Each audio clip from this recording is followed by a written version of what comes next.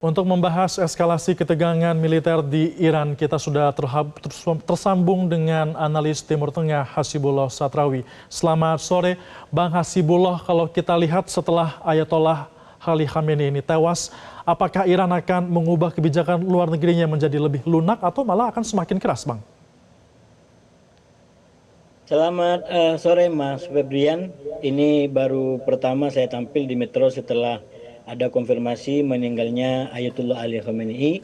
Sebenarnya tadi pagi sudah di breaking, tapi saat itu masih belum ada konfirmasi dari pihak Iran. Jadi saya ingin memulai dari belasungkawa yang sedalam-dalamnya atas meninggalnya pemimpin karismatik, imam yang sangat diikutin oleh banyak orang, tidak hanya dari kalangan Muslim Syiah, tapi juga dari masyarakat yang concern dengan perlawanan, terutama terhadap kesewenang-wenangan yang diperlihatkan oleh Amerika dan Israel.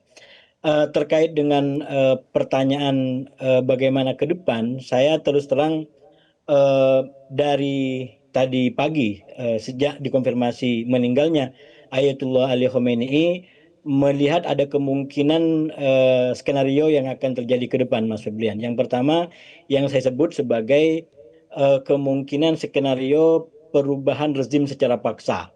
Dan ini sebagaimana kita ketahui dari awal memang menjadi concern daripada Amerika, daripada Israel, yaitu menginginkan agar Iran ada perubahan rezim. Syukur-syukur mungkin perubahannya diubah sampai pada tahap seperti sebelum revolusi, di mana Iran saat itu lebih pro Barat dan kerjasama dengan Israel. Nah, sedikit atau besarnya itu tergantung, tapi menurut saya kemungkinan itu tetap harus kita baca. Apalagi serangan yang dilakukan oleh AS dan Iran ini berhasil melumpuhkan Ayatullah Ali Khamenei yang itu bisa dianggap sebagai pintu gerbang yang sengaja dibuka oleh Amerika, oleh Israel untuk mulusnya upaya ambisi skenario perubahan rezim di Iran dengan target dan keinginan yang diinginkan oleh Trump dan Israel. Namun di sisi lain juga ada skenario kedua, yaitu yang saya sebut sebagai pengukuhan atau pembaharuan revolusi Islam Iran. Kalau revolusi Islam Iran pertama terjadi pada tahun 79 dengan melawan kekuasaan Iran saat itu yang sangat pro Barat dan pro Israel, dan kemudian digantikan oleh revolusi Islam Iran pada tahun 79, dan itu berlangsung katakanlah sampai kemarin, di mana Ayatullah Khomeini sebagai pemimpin, sebagai imam kedua setelah Khomeini, dan membawa Iran yang baru ke arah yang lebih keras terhadap Israel dan Barat, dan ternyata kemudian pimpinan tertingginya berhasil dibunuh oleh Israel dan oleh Amerika, maka kemungkinan ini akan menjadi pembaharuan atau pengukuhan terhadap revolusi Islam Iran itu sangat-sangat terbuka. Nah, saya ingin menakar dua kemungkinan ini sebagai dua hal yang sama-sama masih mungkin terjadi. Walaupun saya melihat reaksi dari masyarakat Iran, terutama yang turun ke jalan, memberikan solidaritas mengecam terhadap Israel dan Iran, dan Amerika, kemungkinan terhadap terjadinya skenario pertama, yaitu perubahan paksa atau pergantian rezim secara paksa dari versinya Amerika dan Iran, mungkin lebih kecil kemungkinannya, dan yang lebih besar tetap bahwa ini akan menjadi momentum perlawanan Islam Iran. Tapi kalau yang terjadi adalah pembaharuan revolusi Islam Iran, maka kemungkinan yang berikutnya akan terjadi adalah akan terjadi lagi serangan-serangan yang kurang lebih sama, di mana menargetkan pucuk-pucuk pimpinan Iran yang baru kalau mereka tidak akomodatif terhadap Israel dengan Iran. Apalagi kita juga menyimak dari pernyataan Donald Trump bahwa Donald Trump sebagai pimpinan Amerika mengetahui siapa sekarang yang mengambil keputusan di Iran. Dan ungkapan seperti ini tidak bisa dianggap remeh menurut saya, terutama dengan keberhasilan membunuh Ayatullah Ali Khamenei ini, yang saya bilang sebagai gambaran ya di forum di sebelah, bahwa ini menunjukkan bahwa Amerika dengan Israel memiliki kelemahan Iran, bahkan kelompok perlawanan secara umum, dan kelemahan itu belum tertutupi semenjak Perang 7 Oktober 2023 terjadi dengan Hamas, lalu lanjut dengan Hizbullah dan kelompok-kelompok perlawanan lain. Kelemahan apa? Yaitu yang pertama, bahwa Amerika ini atau Israel ini bisa mengetahui keberadaan, bisa mendeteksi keberadaan tokoh-tokoh kunci di kelompok perlawanan, baik itu Hizbullah atau bahkan Iran sekaligus. Kita lihat bagaimana proses pembunuhan terhadap Hasan Nasrullah sebagai pimpinan Hizbullah di Libanon misalkan. Itu kan terjadi kurang lebih hanya 10 hari. Tanggal 17 September 2024 itu dimulai serangan pager ke kelompok-kelompok dan orang-orang Hizbullah di Libanon, dan tanggal 27 September kurang lebih 10 hari Hasan Nasrullah sudah berhasil dilumpuhkan, diserang oleh Israel, yang saat itu kurang lebih keberadaan daripada Hasan Nasrullah mirip dengan Ayatullah Ali Khamenei, berada di bawah tanah di sebuah perlindungan, tapi bom yang dijatuhkan itu kemudian mampu menjangkau kedalaman ruangan yang ada. Dan akhirnya kita tahu bahwa kemudian Hasan Nasrullah meninggal karena serangan itu. Nah, peristiwa yang terjadi kemarin ini kurang lebih sama, modelnya juga kurang lebih sama, menggunakan celah yang sama, yaitu bahwa AS atau Amerika dan Israel bisa mendeteksi keberadaan daripada Ayatullah Khomeini. Sehingga kemudian dilakukan sebuah upaya serangan dan akhirnya betul-betul bisa membuat para pemimpin Iran meninggal akibat serangan itu. Awalnya minimal kalau saya kembali kepada Breaking News TV Metro TV tadi pagi jam 4 itu belum ada konfirmasi. Tapi saat itu sudah Trump mengatakan bahwa Ayatullah Ali Khamenei meninggal. Baru kemudian kurang lebih 4 jam, 3 jam setelah itu ada konfirmasi, ada kepastian dari Iran bahwa memang Ayatullah Khamenei sudah meninggal dengan tokoh-tokoh kunci lainnya, termasuk Menhan Iran, kemudian Komandan Garda Revolusi Iran dan tokoh-tokoh lainnya. Yang lebih mengerikan menurut saya dari yang dilakukan Israel ini, kalau Hasan Nasrullah butuh 10 hari untuk bisa dilumpuhkan oleh Israel, justru Ayatullah Ali Khamenei hanya butuh kurang lebih 10 jam, 13 jam semenjak serangan pertama dilakukan kurang lebih kemarin jam 1 waktu Indonesia Barat. Artinya apa? Artinya ini sebuah kelemahan yang sangat-sangat kuat dari Iran dan kelompok perlawanan yang sebenarnya bukan hanya terjadi sekarang. Ini sudah terjadi semenjak tahun 2023 waktu Hamas melakukan serangan. Breaking News Metro TV. Anda masih bersama kami dalam Breaking News Metro TV. Kami masih bersama dengan Hasibullah Satrawi, analis Timur Tengah. Bang Hasibullah, tadi kan di awal Anda juga sempat mengatakan bahwa ada skenario, yakni Amerika Serikat bisa saja mengganti rezim di Iran, atau revolusi Islam Iran ini akan semakin dikuatkan pembaharuannya. Nah, tapi kan kini Iran sudah menetapkan masa berkabung selama 40 hari. Nah, selama masa berkabung ini apakah Iran akan melunak dulu atau justru dimanfaatkan oleh Amerika Serikat untuk makin masuk di Iran? Ya, Mas Febrian, saya ingin melaporkan dari perkembangan terbaru. Saya sambil menonton Al Jazeera. Ini pada detik sekarang diberitakan bahwa serangan balas membalas sedang terjadi. Sirine di Israel dan bahkan juga di negara-negara Arab Teluk, di Kuwait, dan di Tehran juga misi yang sedang dibawa oleh pasukan Iran ataupun militer Iran sekarang. Dan kalau dikaitkan dengan dua kemungkinan tadi, katakanlah kemungkinan yang kedua yaitu pembaharuan revolusi Islam Iran yang berarti juga akan dilalui dengan perlawanan lebih keras, maka memang formulanya yang harus kita baca ibarat piramida. Kepemimpinan sekarang Iran ini kan yang katakanlah terkena serangan itu hanya di pucuk pimpinannya, katakanlah Ayatullah Ali Khamenei dan beberapa tokoh lain di bawahnya. Tapi ini tidak otomatis meruntuhkan seluruh bangunan kepemimpinan di Iran sekarang. Nah, menurut saya belum lagi ditambah dengan katakanlah ketentuan sistem konstitusi yang sudah mengatur dengan ketat tentang siapa yang akan menjalankan kepemimpinan Iran di masa krisis ini, yang kalau saya kembali kepada media-media di Timur Tengah itu tidak lepas dari 3 orang, yaitu pemimpin Presiden Iran, lalu kemudian dari Mahkamah Agung dan dari Dewan Penjaga Konstitusi. Nah, dari 3 unsur ini yang akan memimpin untuk sementara Iran pada masa transisi sampai akhirnya nanti terpilih kembali Ayatullah atau pemimpin tertinggi secara definitif. Nah, dengan pola dan aturan seperti ini, maka sebenarnya walaupun pucuk pimpinannya Iran, Ayatullah Ali Khamenei telah dilumpuhkan, tapi sekali lagi ini tidak berarti runtuhnya rezim, tidak berarti berakhirnya kekuasaan Iran. Buktinya kalau kita baca secara kronologis, ketika jam 4 subuh Metro Breaking News, katakanlah waktu itu Donald Trump sudah menyampaikan, memastikan bahwa Khomeini meninggal, tapi Iran masih belum menyampaikan itu. Dan pada saat itu serangan besar-besaran juga terjadi di di Israel dan juga di negara-negara Arab Teluk, termasuk di Qatar, termasuk di Dubai dan Bahrain dan tempat-tempat lain. Artinya apa? Pada saat krisis Iran sekalipun, Iran tetap bisa melakukan serangan balik. Iran tetap memiliki kemampuan untuk menyerang musuh-musuhnya. Dan inilah yang sebenarnya juga bisa terjadi ke depan.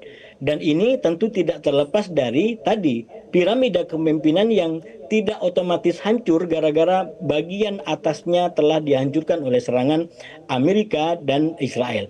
Memang situasi yang juga bisa terbayangkan adalah kalau polanya terus seperti ini dan yang disampaikan Trump benar adanya bahwa dia bisa mengetahui siapa sekarang yang mengambil keputusan di Iran, maka sangat mungkin akan terulang kembali serang menyerang dan serangan yang menargetkan pucuk pimpinan Iran yang sekarang menggantikan Ayatullah Ali Khamenei. Artinya apa? Kalau Iran tidak segera menutup celah kelemahannya, yaitu melalui teknologi pelacak dan kemudian mungkin mata-mata, siapapun dan seberapa banyak pun pemimpin yang sekarang diangkat sebagai pengganti, maka kurang lebih juga akan mengalami nasib yang mengerikan. Dan sekali lagi pesan politiknya, kalau pemimpin tertingginya hanya dalam kurun waktu 13 jam bisa dilumpuhkan, maka ini betul-betul menjadi sebuah pukulan, betul-betul menjadi sebuah kecolongan, betul-betul menjadi sebuah kelemahan yang sayangnya kalau dibaca dari krisis tahun 2023 ini belum dapat pembenahan secara maksimal. Dan kalau Iran tidak membenahi ini, ya, maka bukan tidak mungkin seperti yang saya bilang tadi, mungkin akan ada pemimpin-pemimpin baru yang diumumkan atau tidak diumumkan. Tapi kalau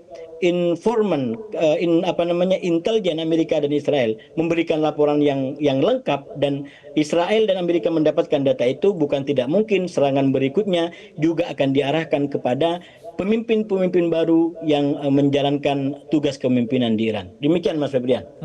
Kalau peluang negosiasi masih mungkin terbuka tidak, Bang? Atau memang saat ini satu-satunya solusi adalah adanya serangan balasan, saling balas ini?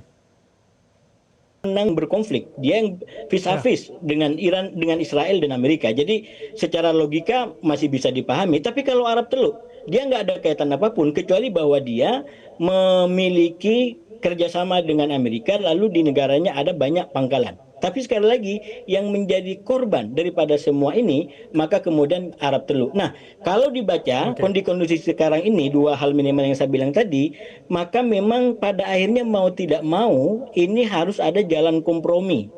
Jalan kompromi yang ditawarkan, yang diupayakan, walaupun bagi Iran sendiri ini sangat-sangat berat.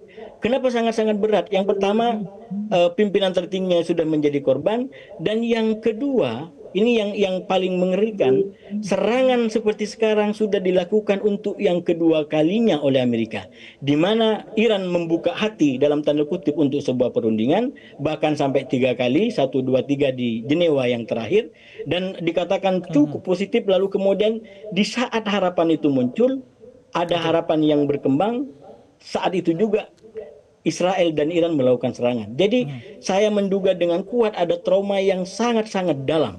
Justru dalam situasi ini saya melihat tantangannya adalah ada di Iran kalau mau diajak untuk kompromi, untuk win-win solution, untuk tidak total war terus ke depan. Karena kalau polanya seperti tadi ya, ini Iran terus melawan karena punya sistem dan persenjataan yang cukup, lalu kemudian Amerika dengan Israel juga terus menyerang satu persatu targetnya, maka ini akan betul-betul merugikan semua pihak, baik di regional Timur Tengah atau bahkan global yang terdampak langsung daripada yang terjadi.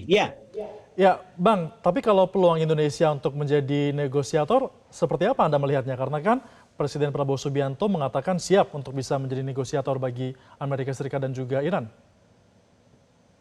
Menurut saya entah siapapun dari negara manapun yang sekarang bisa mengusulkan dan bisa menjadi mediator atau mengusulkan untuk bisa menjadi mediator itu harus kita sambut baik. Karena sekali lagi kalau perang ini terus berkelanjutan bisa memakan korban dan dampak yang lebih meluas lagi. Termasuk kita yang berada di Indonesia di kampung-kampung di Indonesia ini. Kita akan terdampak dengan perang ini. Jadi ini mengancam keselamatan kita semua, ini mengancam kepentingan banyak masyarakat. Nah, oleh karena itu siapapun yang bisa mengusulkan diri untuk jadi mediator, menurut saya harus diapresiasi dan kita dukung. Apakah itu akan betul-betul terjadi? Minimal sudah diusulkan sekarang. Karena kalau lagi-lagi kita baca kemungkinannya untuk bisa menjadi mediator. Selama ini jadi mediator adalah Kesultanan Oman. Itu masih kurang apa? Teluk itu begitu dihargai oleh kedua belah pihak, oleh Amerika dan juga oleh Iran. Tapi kenyataannya juga tetap berakhir dengan perang seperti ini.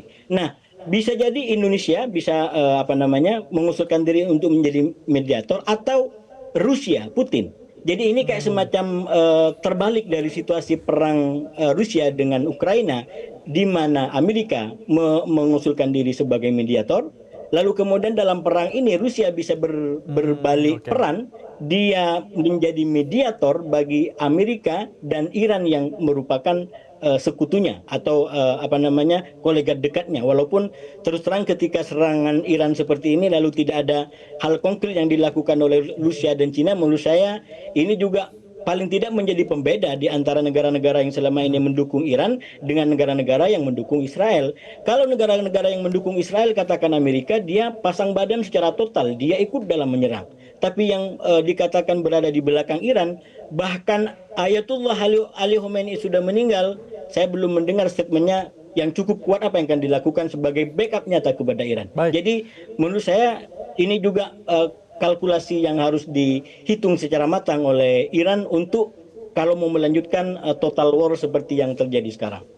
Baik, Bang Hasibullah tahan dulu karena kita masih akan melanjutkan perbincangan ini usai jeda pariwara. Pemirsa tetaplah bersama kami dalam Breaking News Metro TV.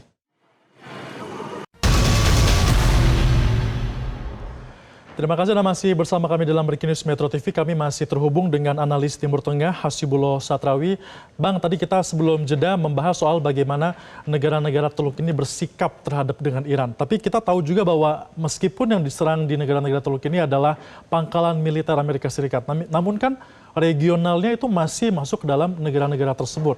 Nah, apakah dalam hal ini Iran akan kehilangan simpatisnya dari negara-negara Teluk ini atau bagaimana Anda melihatnya? Ya, saya membaca serangan Iran ke negara-negara Arab Teluk itu sisi yang sifatnya kontraproduktif dari serangan yang dilakukan oleh Iran. Kenapa?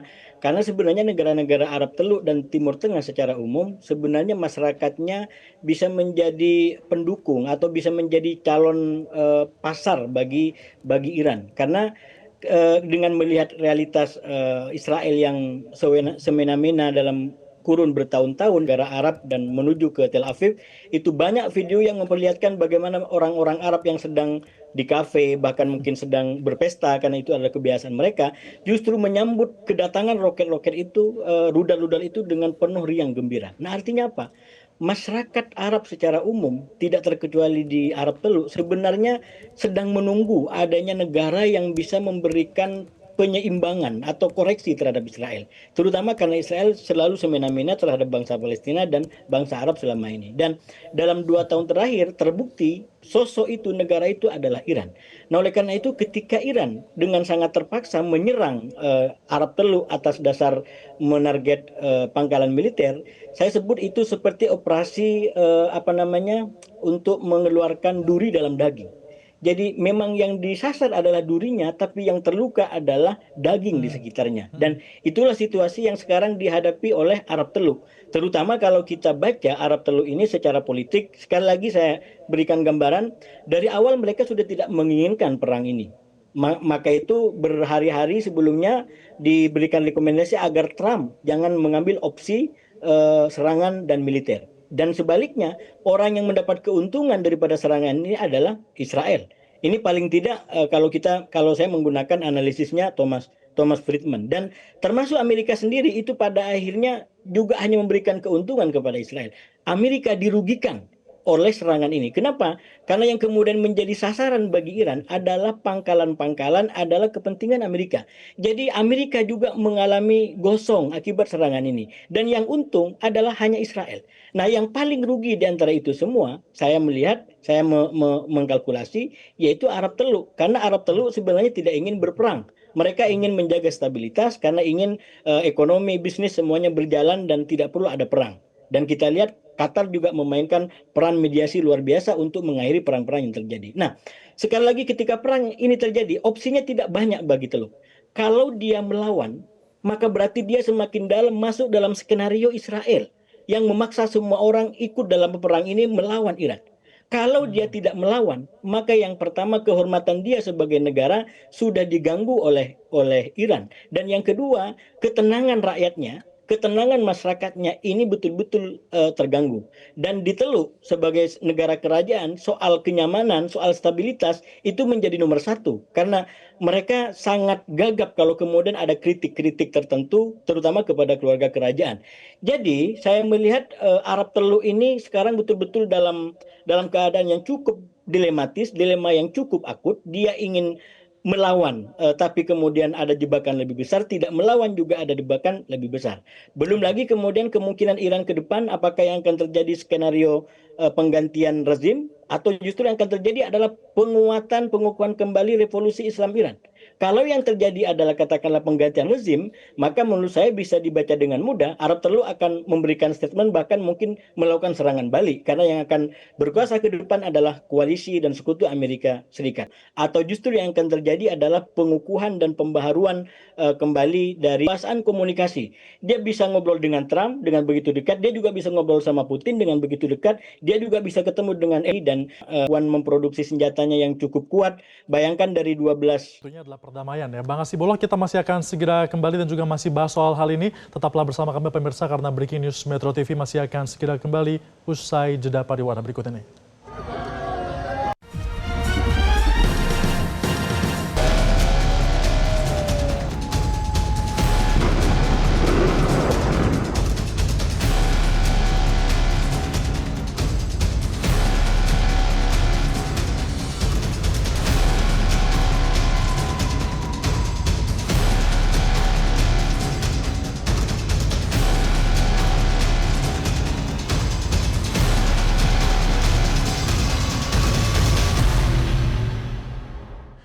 Terima kasih sudah masih bersama kami dan kami masih bersama dengan Bang Hasibullah. Bang, sekarang kan posisi Iran ini sedang berada dalam kekosongan pemimpin yang paling utama, yang tertinggi. Nah, seberapa siap sebenarnya sistem politik Iran dalam menghadapi hal ini? Sebenarnya kalau kita baca daripada penyerangan yang dilakukan oleh Iran dari kemarin sampai sekarang, itu menunjukkan bahwa gugurnya pemimpin tertinggi di Iran sekali lagi tidak otomatis buyarnya piramida kepemimpinan. Nah, oleh karena itu ini tidak akan terlalu banyak berdampak terhadap situasi perang, kondisi perang yang sudah terjadi. Dan sekali lagi dalam jangka kurang lebih 27 jam dari kemarin dilakukan di hari kedua ini, itu bisa menjadikan bukti bahwa Iran tidak kemudian menjadi lumpuh gara-gara Ayatullah Ali Khamenei telah ditarget dan menjadi korban dari serangan yang dilakukan oleh Israel.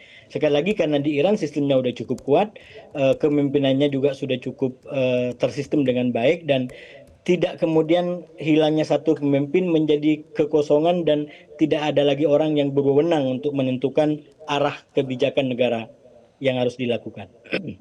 Tapi yang akan lebih dominan nanti ke depannya, sebelum ada pemimpin yang baru, apakah dari pihak ulama atau militer atau dari elit politik sipil?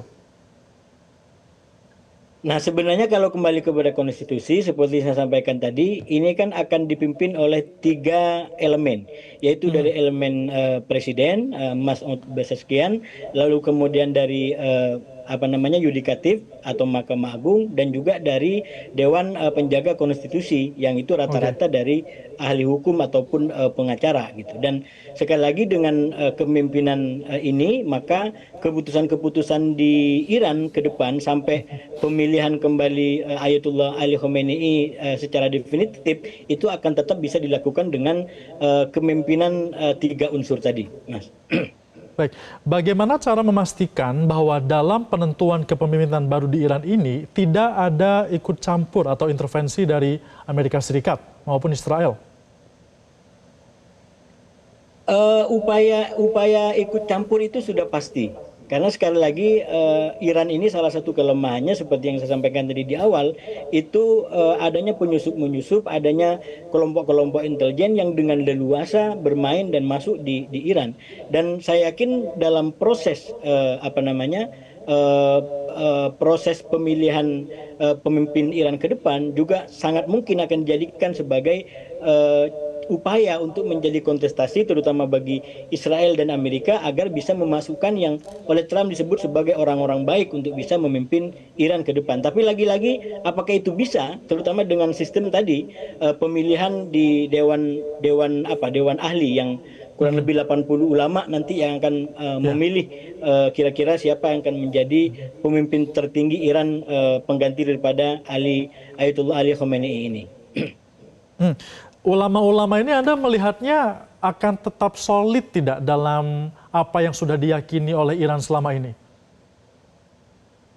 Ya, tetap ada kemungkinan kepada dua bagian tadi, apakah Iran akan tetap memilih dengan karakter yang konservatif tadi, atau malah mungkin akan menjadi unsur-unsur yang lebih progresif, yang lebih terbuka, atau dikenal dengan istilah kelompok-kelompok reformis. Nah, ini sebenarnya elemen-elemen yang sekarang juga ada di Iran, walaupun kelompok-kelompok ini sejauh ini belum kemudian menjadi sebuah aktor politik tersendiri yang berhadap-hadapan dengan katakanlah kubunya Ayatullah Ali Khamenei. Tapi kalau kita kembali kepada tradisi politik di Iran, memang pertarungan menariknya selalu terjadi di antara kelompok konservatif dan kelompok reformis. Kelompok reformis seperti mantan presiden Iran Khatami misalkan itu dikenal sebagai tokoh yang cukup terbuka dan lebih diterima oleh negara-negara Barat dan sangat besar kemungkinannya ke depan kontestasi kepemimpinan di Iran juga akan melibatkan atau diwarnai oleh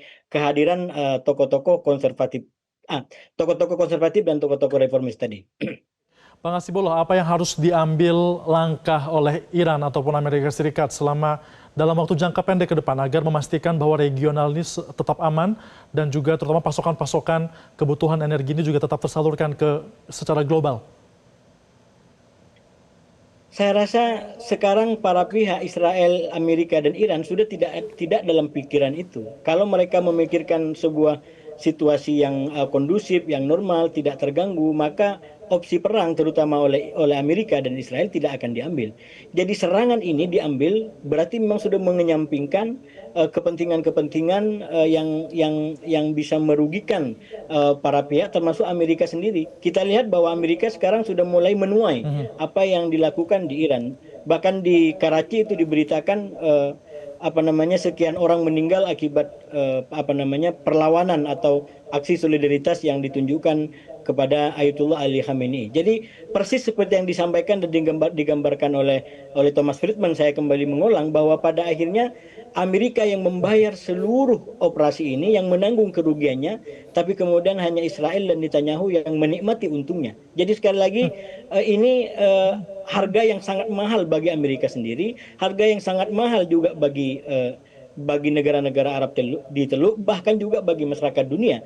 Karena perang seperti ini yang dapat untung hanya Netanyahu dengan segala macam ambisi politiknya, baik dalam konteks Israel secara umum ataupun dalam konteks kepentingan pribadinya secara lebih sempit. Kalau begitu sebenarnya Amerika kenapa ada di sini, Bang, kalau tidak ada untungnya bagi Amerika?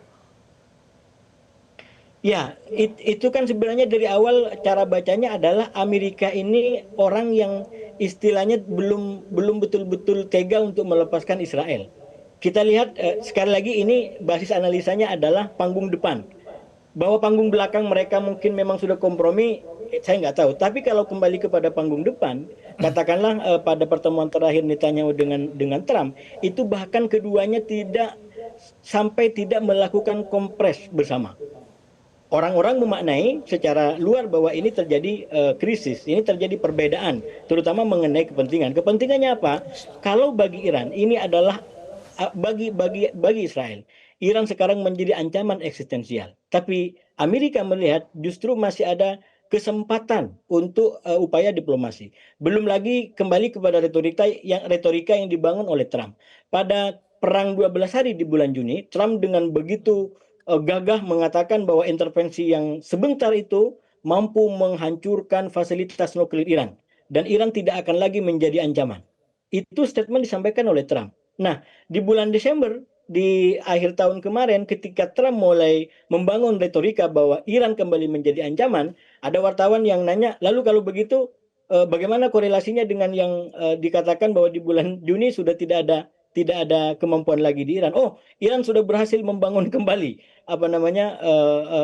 fasilitas nuklirnya. Nah, ini kan sebenarnya retorika yang tidak kuat dan sekali lagi itu akan dinilai oleh publik Amerika, oleh publik dunia bahwa ini hanya katakanlah retorika, hanya alibi yang dilakukan oleh Iran gitu, oleh Amerika. Sekali lagi ini kalau kita menggunakan basis analisa di layar depan, di panggung depan, bahwa ada kemungkinan di panggung belakang mereka sudah kompromi dan sudah deal tentang penyerangan ini dan termasuk mungkin peristiwa tidak kompres bersama itu bagian dari sandiwara, ya itu mungkin terjadi, tapi itu basisnya adalah belakang panggung dan kita paling tidak saya tidak punya data untuk sampai ke belakang panggung. Tapi yang disampaikan di depan panggung adalah hal-hal yang justru berhadap-hadapan, berbeda pandangan di antara Amerika dengan Israel. Baik, apapun itu kita harapkan agar eskalasi ini tidak berdampak semakin meluas dan jangan sampai ada masyarakat sipil yang kembali menjadi korban. Terima kasih Bang Hasibullah Satrawi, analis Timur Tengah sudah bergabung bersama kami dalam Breaking News Metro TV. Pemirsa, Amerika Serikat melakukan serangan ke Iran pada Sabtu waktu setempat. Serangan ini terjadi setelah ketegangan antara Amerika Serikat dan Iran terus memanas pada beberapa minggu terakhir. Presiden Amerika Serikat Donald Trump terus mengancam Iran soal pengembangan nuklir di Iran, meskipun pemerintah Iran membantah penggunaan nuklir untuk senjata. Trump mengatakan jika Iran tidak menyetujui kesepakatan, maka Amerika akan melakukan serangan. Meskipun negosiasi terakhir sudah dilakukan pada hari Kamis yang lalu, namun belum ada kata sepakat. Lalu pada hari Sabtu, serangan tiba-tiba dilakukan Israel yang disusul Amerika Serikat ke Iran. Serangan ini semakin memperpanjang konflik Iran, Amerika Serikat, dan Israel yang telah berlangsung puluhan tahun.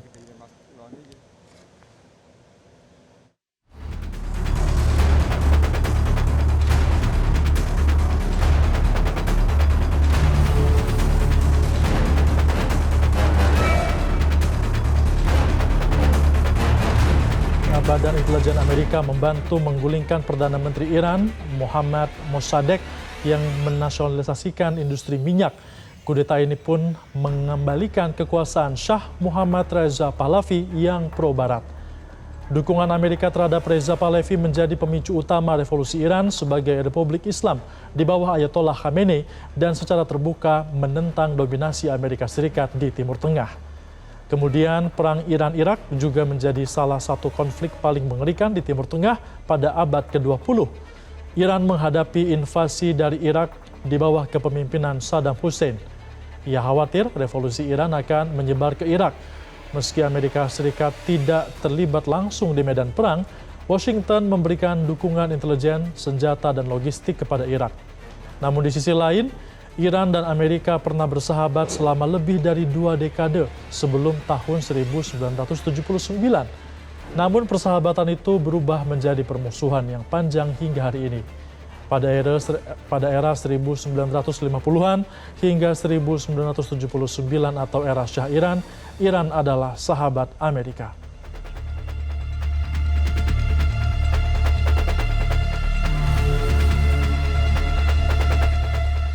Pemirsa, Breaking News Metro TV harus jeda terlebih dahulu. Kami akan segera kembali usai jeda pariwara. Tetaplah bersama kami.